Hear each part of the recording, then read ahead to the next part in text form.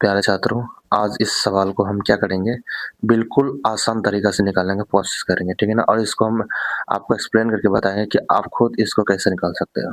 तो ये जो 64 दे रखा है ना, 64 का जो है ना, 64 का आपको वर्गमूल निकालना है। 64 का वर्गमूल कैसे निकालोगे? तो 6 और 4 को जोड़ दो, जैसे 6 और 4 हो गया, इसको जोड़ोगे, कितना होगा? 10 होगा। 10 में क्या करोगे? वर्गमूल निकाल रहे हो, तो ये हमको क्या दिख रहा है? 2 दिख रहा है, तो 2 को घटा दोगे, कितना आएगा? 8 आएगा। यानी इसका वर्गमूल कितना होगा हमारा? 8 आएगा, तो यहाँ 8 लिख दीजिए, ठीक है?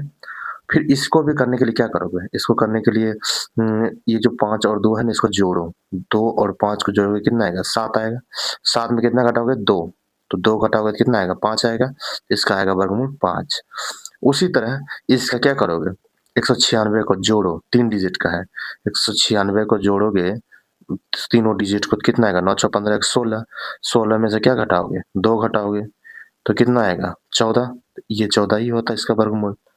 तो ये आप इसको हमको करके बताइएगा।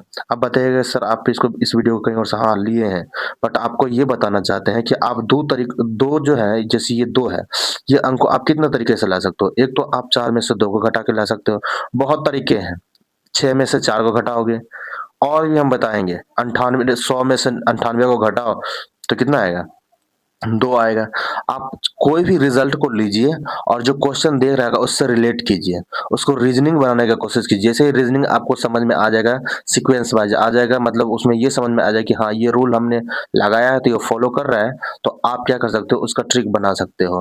आप खुद ऐसा करके देखना, समझे ना? कोई भी आंसर हो, जैसे मान लीजिए इसका आंसर ये आया है, जैसे इसका आंसर 14 आया। 14 कैसे आया? 14 इसको इसी से इस क्वेश्चन को ही आप सॉल्व करके देखिए, कैसे 14 ला सकते हैं आप?